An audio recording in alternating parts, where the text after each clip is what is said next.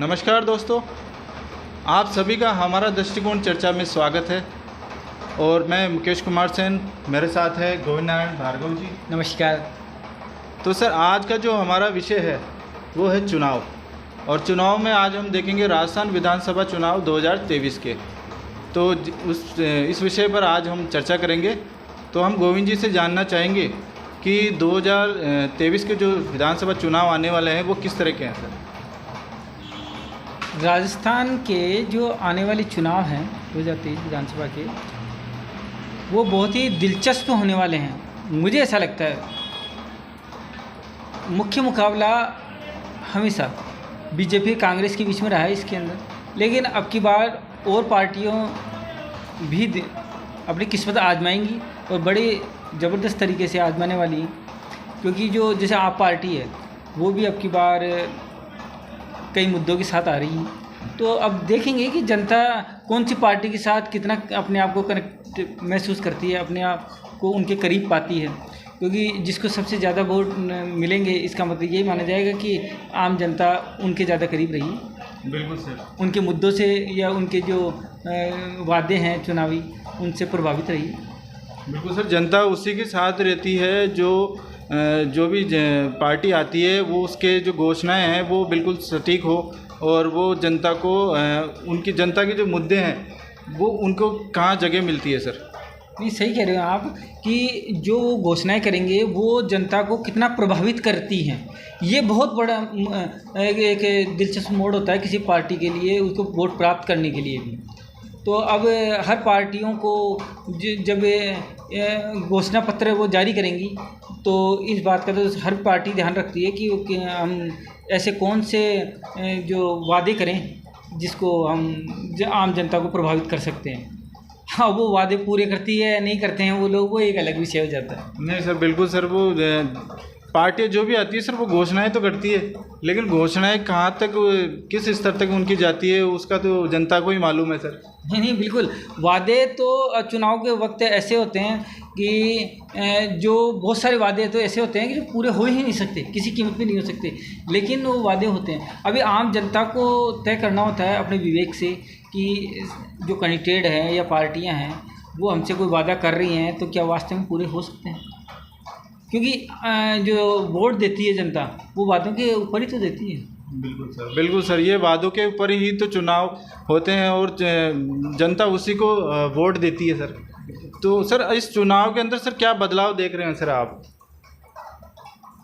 देखिए, आम जनता की अगर नज़र से देखें हम तो जनता काफ़ी जागरूक हो गई है, ख़ासतौर से राजस्थान की जनता। नई जो युवा पीढ़ी आ रही है बहुत ही बुद्धिमान है और वो सोचती है, समझती है। इतनी आसानी से मुझे नहीं लगता कि पत्ते तो भी खोलने वाली है।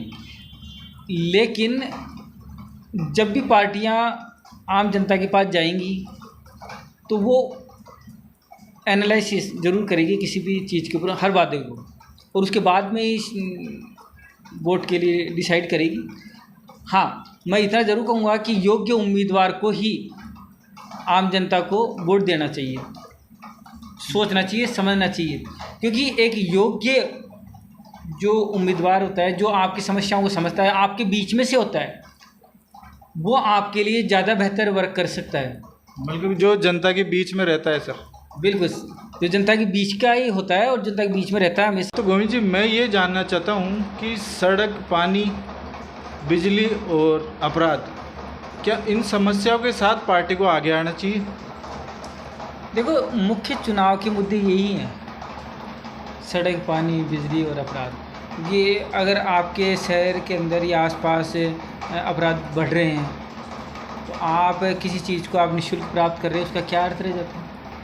आपकी सड़कें पूरी तरह डैमेज है, टूटी हुई है, आपकी गाड़ी और आप ठीक से चल नहीं पा रहे हो रोड के ऊपर,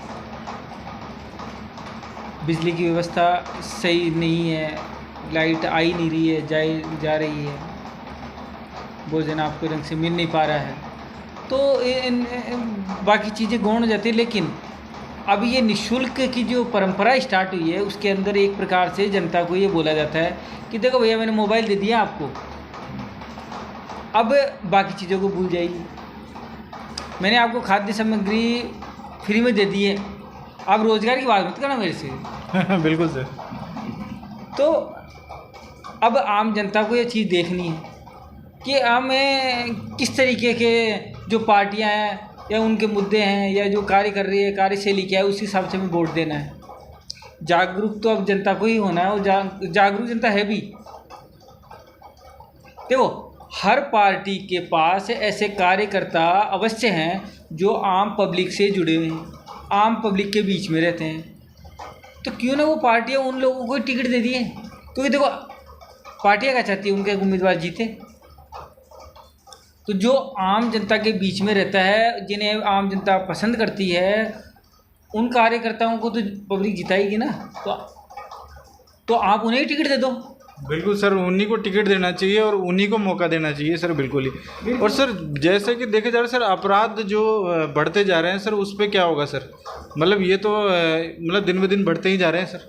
नहीं, मैं बता रहा हूँ ना, देखो इसके अपराध कब होता है, जब या तो उस जो क्षेत्र है उसके अंदर जो अपराधी है उसके अंदर एजुकेशन सिस्टम में कहीं ना कहीं, या उनके एटमॉस्फेयर में, यानी कहाँ उठता बैठता वो उन चीज़ों में प्रॉब्लम्स है, या उसका वो रोज़गार नहीं है, बेरोज़गारी वगैरह है।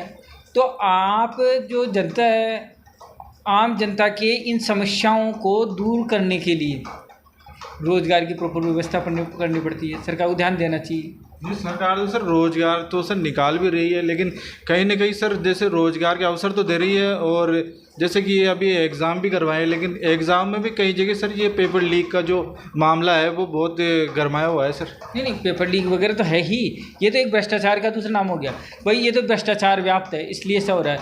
लेकिन जहाँ तक रोज़गार की बात है कि सिर्फ सरकारी कर्मचारी बनना ही रोज़गार थोड़ी ना है, रोज़गार के अवसर निजी क्षेत्र में भी तो हैं। आप निजी क्षेत्र को प्रमोट करो ना। तो नहीं, जनता कहती है सर वैकेंसी नहीं निकालती है, कोई भी गवर्नमेंट आती है वैकेंसियाँ रोक देती है, तो मतलब जो सरकार आती है वैकेंसियाँ भी निकालती है, लेकिन जो पेपर लीक का जो मामला है सर वो कहाँ तक सही है सर? बिल्कुल गलत है। अब देखो इसमें जो कानून व्यवस्था है उसमें कमी है, तभी संभव ये चीज़ें। अब आपको कानून व्यवस्था तो सुदृढ़ करनी ही पड़ेगी ना।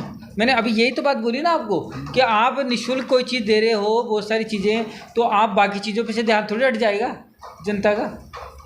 भाई मैंने आपके लिए ये कर दिया है तो बाकी चीज़ें भूल जाओ, ऐसे तो संभव नहीं है ना। तो आपको कानून व्यवस्था भी बेहतर करनी होगी आपको, जिससे कि जो आप पेपर लीक वगैरह की इनकी समस्याएँ दूर हो, या अपराध जो बढ़ रहे हैं उनको लगाम लगे, उनके ऊपर लगाम लगे।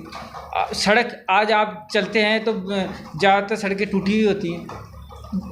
हम ये भी देखते हैं कि सरकार रोडें बना रही है, लेकिन एक हल्की सी बारिश हुई और रोड ख़त्म, यानी कि उस रोड बनाने में कितना बड़ा भ्रष्टाचार होता है, ये भी तो उजागर होता है ना। बिल्कुल सर, जो रोड बनाने में जो मटेरियल लगता है सर, वो भी तो कहीं ना कहीं जो ठेकेदार होते हैं सर, वो कहीं ना कहीं सर माल या तो ऐसा घटिया लगाते हैं, या फिर उनको कोई पैसा नहीं देते, तो गवर्नमेंट उसका या तो पैसा रोक लेती है, या उस वजह से भी या तो सर ये काम गड़बड़ करती है सर। देखो ये चीज़ें तो संभव है, लेकिन जो टेंडर देती है ना, या टेंडर देने की जो प्रणाली है, मेरे को लगता है उसी में कहीं ना कहीं कमी है। क्योंकि टेंडर मिलते ही उन्हें हैं जो भ्रष्टाचारी हैं, यानी कि पैसे दे के टेंडर प्राप्त करते हैं। मुझे जहाँ तक लगता है, मुझे ऐसा प्रतीत होता है ऐसे, क्योंकि कोई भी रोड इतनी जल्दी टूट नहीं सकती है, इसका मतलब बड़े पैमाने पर भ्रष्टाचार तो उसमें है। अब वो भ्रष्टाचार इतना रोक क्यों नहीं पा रहे हैं, इसका मतलब कहीं ना कहीं आपका इन्वॉल्वमेंट भी है उनके अंदर, यानी कि जो प्रशासन में है उन लोगों का इन्वॉल्वमेंट है उसके अंदर। तो आप ही बेहतर कर सकते हैं इन चीज़ों को, क्यों देखना तो आपको ही पड़ेगा अगर जो सरकार में होनी।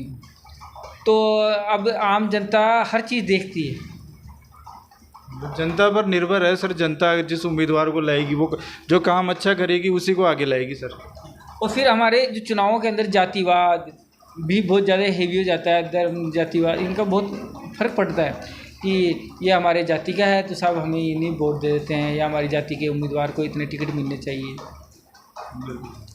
जबकि आरक्षण नहीं है, ना होते भी आरक्षण है विधानसभा के अंदर। क्योंकि आपको अपने अपने जो जाति है या समुदाय है विशेष, वो अपने अपने लोगों के लिए टिकट मांगते हैं और उनको टिकट मिलते भी हैं, और जाति के आधार पर उम्मीदवार खड़ी किए जाते हैं। भले ही वो उम्मीदवार कितना भी अच्छा हो या बुरा हो वो एक अलग बात है, या योग्य ना भी हो तो भी उन्हें टिकट देना ही पड़ता है बहुत मजबूरी के अंदर पार्टी में, क्योंकि वहाँ उस जो जातीय समुदाय की संख्या ज़्यादा है।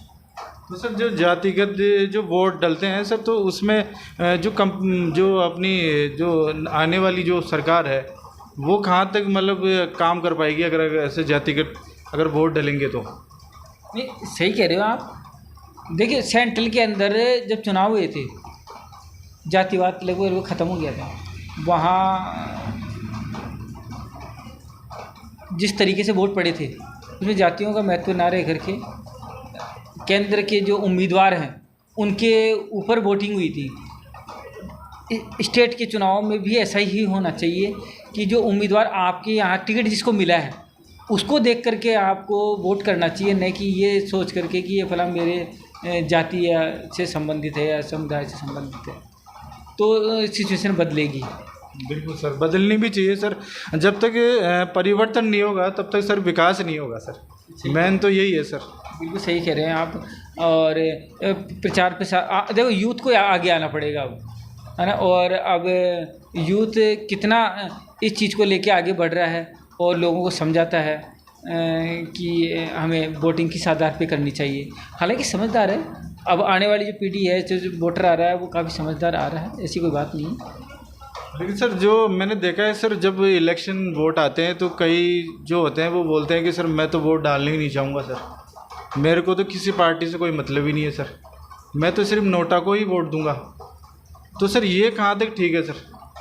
देखिए इसकी वजह वो लोग ये बताते हैं कि सारे उम्मीदवार बेकार हैं, तो साहब मैं तो किसी को वोट क्यों दूँ जो उम्मीदवार नहीं। लेकिन अब मैं तो ये कहूँगा कि वोट डालना तो ज़रूरी है और डालना चाहिए हर व्यक्ति को, उनका जन्म से अधिकार भी है हमारा। और इससे क्या लोकतंत्र मजबूत होता है। तो हम सिर्फ ये कह कर के कि यार मेरे मतलब का या मेरे पसंद का उम्मीदवार किसी ने खड़ा नहीं किया तो मैं वोट ही ना डालूँ, ये तो खैर गलत ही माना जाएगा। भाई किसी न किसी एक उम्मीदवार को तो आपको चुनना ही पड़ेगा सर। भाई विकास के लिए अगर आपका वोट एक एक वोट भी कीमती होता है, मतलब किसी पार्टी के लिए एक वोट तो बहुत कीमती होता है सर। एक पार्टी एक वोट के लिए पार्टी कभी हार भी जाती है सर। तो मैं सभी अपने भारतीय लोगों से कहना चाहूँगा कि सभी को वोट डालना चाहिए सर। बिल्कुल आप सही कह रहे हो, वोट डालना चाहिए, इससे लोकतंत्र मजबूत होता है। और देखो उम्मीदवार बहुत सारे खड़े होते हैं तो हम निर्दलीय हैं, और अगर आपको लगता है कि कोई उम्मीदवार आपके योग्य नहीं है तो आप अपने में से किसी को खड़ा करिए। बिल्कुल सर। आप निर्दलीय भी तो खड़े होते हैं ना। तो ये तो कहना खैर बेमानी है कि हम सिर्फ इसलिए वोट डालने जा रहे कि हमारे जो मतलब का या योग्य उम्मीदवार चुनाव में नहीं है, तो फिर आप लोगों को राजनीति में आना चाहिए। बिल्कुल सर, किसी न किसी को तो आगे आना ही चाहिए सर, और परिवर्तन जरूर लाना चाहिए सर। बिल्कुल सही कह रहे हो आप। तो दोस्तों आप लोगों ने आज हमारी जो चर्चा देखी वो कैसी लगी है आप लोगों को, तो प्लीज़ आप कमेंट्स में ज़रूर बताइएगा और हमारे चैनल को सब्सक्राइब ज़रूर कीजिएगा।